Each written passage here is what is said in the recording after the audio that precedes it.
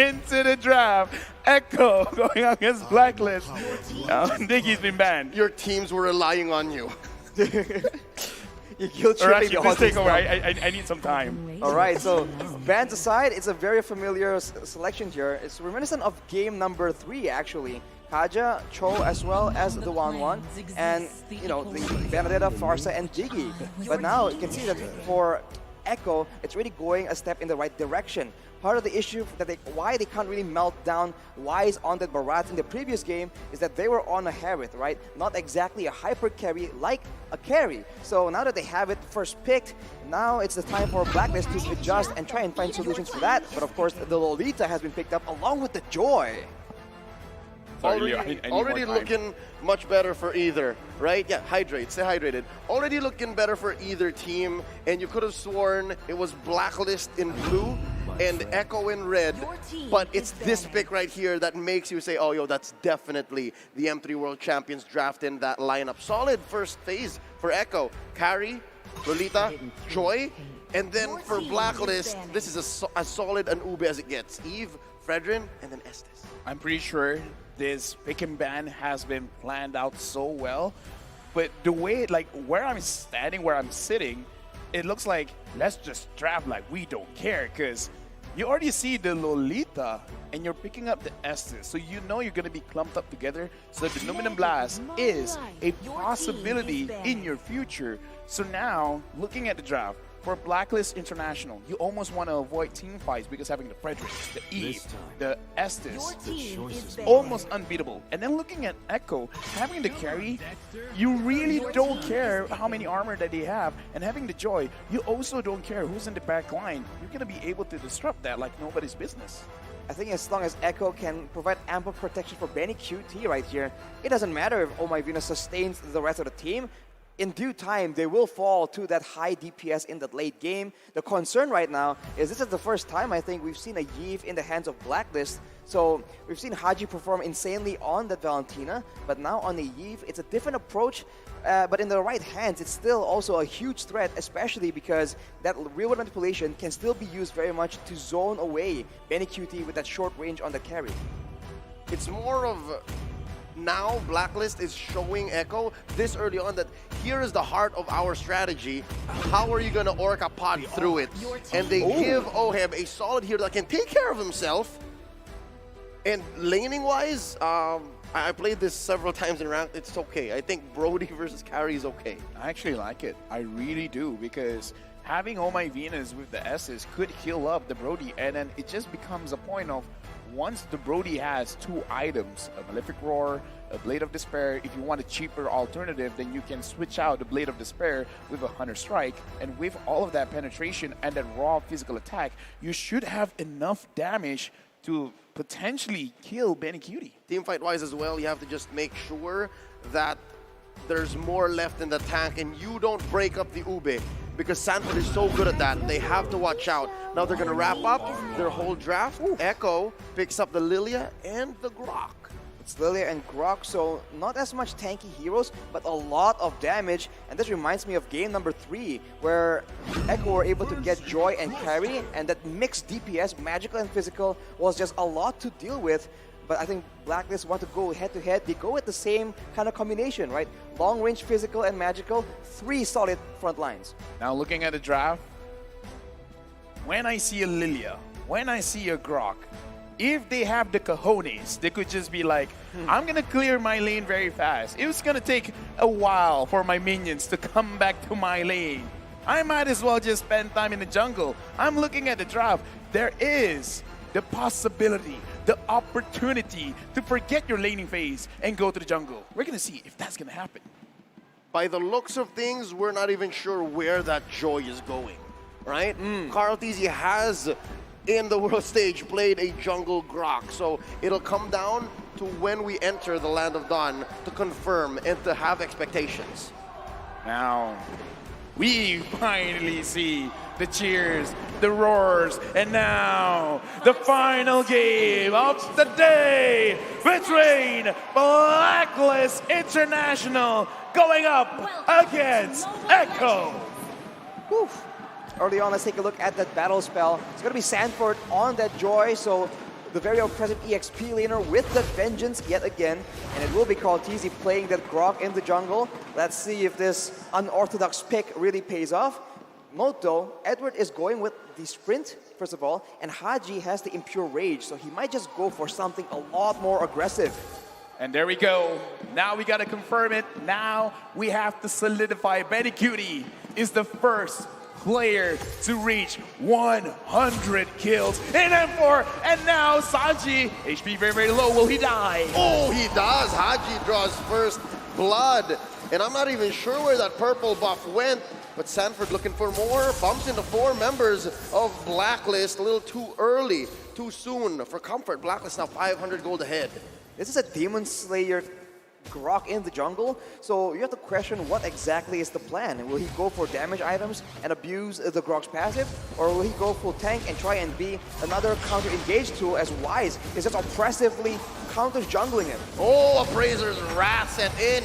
Wise already ahead, very low now. Oh, my Venus needs the heal. King Wise, oh, there's a Guardian's Barrier. Just lacking enough. 1 HP, Wise walks away. Grandma, look at that 1 HP all across the board. And yeah, you talked about it, Kaltizi here with the Grok. We're gonna look at his itemization, but I kind of feel like the proper way is to build like maybe at least a BOD to have a lot of armor on yourself, and then possibly for the Eve, a Radiant armor, and then after that, you know what, you can do whatever you want, because now, bottom side of the map, Oheb, as well as Benny Cutie, looks like they're not gonna be too aggressive just yet. And speaking of aggressive, we can see that Benny Cutie is now respecting, understands the stakes right here, has it purified just in case, but fight breaks out. Oh, there's a setup. Numinal Blast on the 3, plus a wild charge. Kaltizi very low, doing the power of nature, and Wise still gets it. Oh, Echo's a little skittish, while Blacklist pushes them all out with a 4-man rotation. Blacklist owning the first 2 minutes. Unfortunate, but Kaltizi used his retribution a little bit early. Now looking at the items, looking at the Grok, just a Molten Essence to be sure that he can stay in the jungle, he can clear a little bit faster. But other than that, is there anything worth talking about here? I guess for both mid laners, they want to spam spells out, so they're building towards the Enchanted Talisman, which will be a big factor here, because later on, there's going to be a lot of long-distance fights, but you can see that Haji actually has a lot more gold compared to Sanji because of that roam early on that did not pay off. So that's a bit unfortunate, but Blacklist here will be the one controlling the tempo, as Echo is just waiting for an opportunity, I guess, to go for a big fight in the mid game, perhaps once the turtle spawns. Right now, looking at the emblem setup, so far, so good. Nothing too much to report. Sanford here, seeing Wise. Sanford putting pressure onto Haji. But doesn't look like he could commit too much, but Haji now, 50% HP gone. Down here at bottom, Yaoi wants to engage, but none is found. Enough to push them away. Guardian's Barrier set up by Kaltizi. Benny Cutie laying down the pinwheels. Haji spots him. There's some CC from Wise. Oh my Venus slowing them down. Healing up Haji. Echo knows this is not a good spot to disengage. Blacklist starting the Ube down here in the gold lane. What's Echo to do? Another Guardian's Barrier from Kaltizi. Real world manipulation set in by Haji. Wise confirms a kill onto Sanji. 2 and none so far, 2K ahead. Yaoi's in trouble. Void Crystal set in. Oheb going in behind enemy lines. Yaoi gets taken down. Appraiser's rat set in by Wise. Sanford trying to get something back here, dancing around these 3 members. Benny Cutie bites us as well. Edward finds his man. Sanford's in trouble. Oh, the humanity. Blacklist has dominated bottom lane and are now going to convert into turtle. Echo just funneled 1 by 1 right here, and Kaltizi now left alone trying to go against 4 people yet again. Oh, knocked up as well, forces a wild charge on him. There's a grab by Edward. Can he deal enough damage? The answer gonna be yes! With the help of Haji, Numinal Blast from Yaoi, setting Edward where he needs to be. Wise still on the turtle, real world manipulation here by Haji, swiping away, tapping, get this man down goes Sanji. Sanford does shut down Haji though, too late for that turtle shield, and Oh My Venus could not heal Haji. The KDA machine suffers its first death. Excuse me, Kada Machine. Right now, Oh My Venus 007, 100% kill participation. And it's very easy to do that when you're all clumped up together. 5-man, walk down, make sure we're gonna stay here and we're not gonna go home empty-handed. Looking at the items now, Oheb already having that Blade of Despair, that's a lot of damage. It's big damn, like Nice likes to say. But Haji has rushed the Ice Queen's wand because he has a bit more mana regeneration from the Impure Wrath emblem. So this is why he went for it. It's a more aggressive choice that allows you to have a lot more crowd control, a lot more damage early on in the game. And you can see that it's paying off. And now Wise is just pushing the advantage again. 3.5k ahead in 5 minutes, that's not easy to achieve, and he's got 4 members on top of him, plus a Numenon Blast, cancelled by Yawi, Appraiser's Wrath, they oblige, flickering on forward, Oheb finds one, but Yawi puts up the bulwark at the right time, Oheb in trouble, Oh My Venus heals him up, Carl DZ looking for one, Sanji finishes the job, the ult from the Estes, Oh My Venus, not enough to keep the Filipino sniper alive, can they punish Carl DZ, put the Guardian's barrier, Sanji dropping the shadow energies, Carl DZ's gonna fall, Wise takes him down. Edward dancing around Sanford. A lot of damage put on this mid lane tier 1 throughout that skirmish. Unfortunately for Blacklist though, throughout all this chaotic chain of events, Benny Cutie has not been able to secure a single kill as Sanford once again goes in aggressive. Oh, they're not done underneath. Tier 1 in mid. Sanford is threatened with a split. Can Edward get him? Agent Zero wants his man. Sanford a little too fast. Oh, almost triggers the grab there before it timed out. Okay, right now they're being a little bit too aggressive. They're not letting any talking points from any of us. 3.1k gold lead by Blacklist. And I can definitely see right now, looking at how they're moving around, there's a lot of macro plays like, okay, you go here, I go there. We need to secure the turtle. Oh, and we also got to fight. Everyone, make sure you know what you're going to do. But with that being said, Echo, right now it looks like they're being a little bit overwhelmed. Kartizi 0-2 and 0. Sanji 1-3 and 1. Blacklist, they're not waiting, they still want to push. Oh, Sanford, you want to dance? Let's dance. Kartizi push in the... What? That's not going to happen. Not like this, says Haji. That was a close call. I think even Echo wasn't ready for that fight. But wait, look! They were looking for a clapback from behind! Benny Cutie shuts down King Wise on My Venus as well, stunned by the Numenon Blast. And here's the punish. Pops the ult, gets the heal, but Benny Cutie still gets the kill. Carl DZ survives with 1 HP. OM gets a trade. 1 for 2. A little bit of breathing room for Echo, but it's not done. Sanford pops the Vengeance. A little too much damage there. Edward gets the kill. Yawi needs to run here. He can't stay for too long. It's so chaotic, and sometimes the late game marksman can really value from this kind of exchange. But Benny Cutie, we saw that his golden staff was completed at about 7 minutes, so it's quite a bit late, and I think he's not as strong as we would expect him to be. But look at Oheb, so low. That was so close, but right now Edward moving forward, putting a little bit of pressure onto Sanji. And now Echo, especially how Sanford is playing the Joy, I think they can still fight this one, which, side note, whoever named this hero Joy, I don't know, I kind of feel like it's Sly because this is more like a frustration than joy. Exactly, it's kind of sarcasm, irony, whatever you want to call it. It's just not a joyful experience going up against this Joy. It's an irony. It's an irony. Look at Haji though, that is pain, man. 2 of the ones completed. He has slow and he has that extra bit of DPS coming in, and any kind of tanky member, Kartizi as well as Yawi, will be suffering from that poke damage. Oh, look at the setup by Yawi. Comes in, Flicker with the Numenon Blast, and Benny Cutie shredding Wise. He's gonna get out of here. Oh My Venus able to get in the heal. Haji goes down. Sanford, mission accomplished. That's 1 man down from Blacklist International, making this Lord a trivial pursuit for Blacklist. I'm not sure if they want this. They're still going. Oh My Venus healing up Wise. Blacklist not backing down. That's a Joyford, because right now Sanford with this Joyford is really putting too much pressure on the Blacklist because they want to stick together, but the more they stick together, the more they're absorbing a little bit too much damage. Now Carl TZ is giving a lot of information. No one knows that Yawi is there. Blacklist right now, they're gonna get engaged. They stun Oheb, and they're gonna knock him up with a wild charge. Benny Cutie gets the kill. Oh My Venus tried.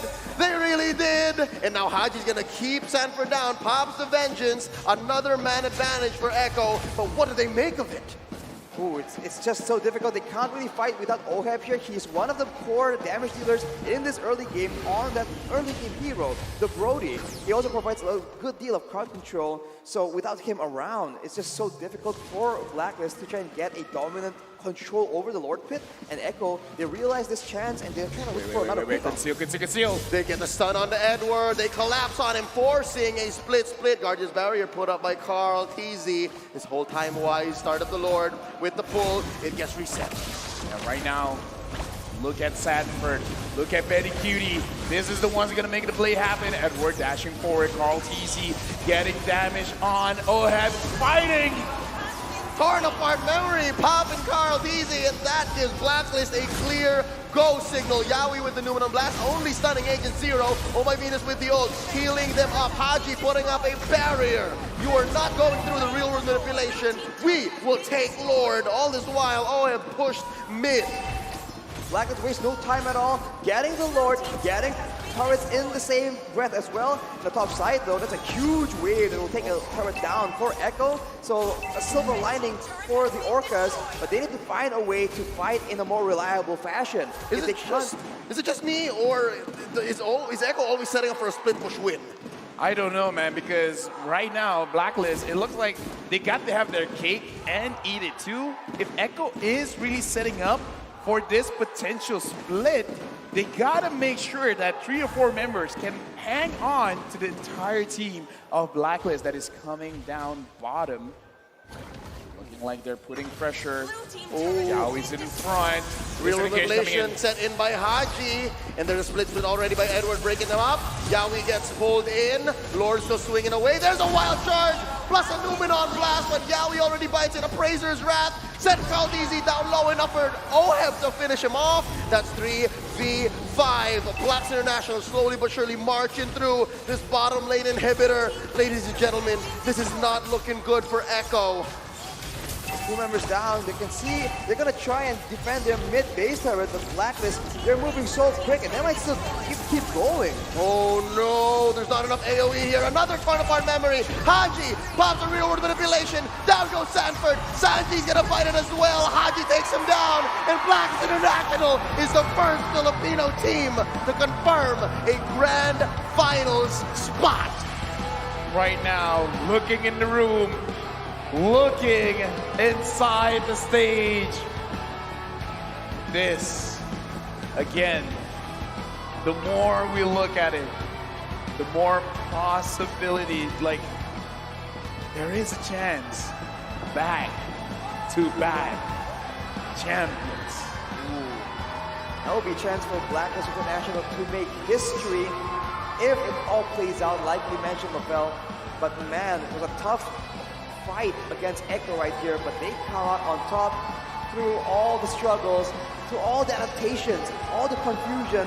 They eventually still reign supreme on the top in the first part of the Grand Finals. As the line from MPL Philippines Season 8 rap battle goes, most dominant team in the game, watch this. They are so close to, again, breaking even their own records. First team to win an M-Series championship, coming back to the next year's World Championship. Now, they might even go back to back. Yeah, and again, Wise is encouraging the crowd. It's like, yeah, come on, cheer for us. The dream is about to not be a dream.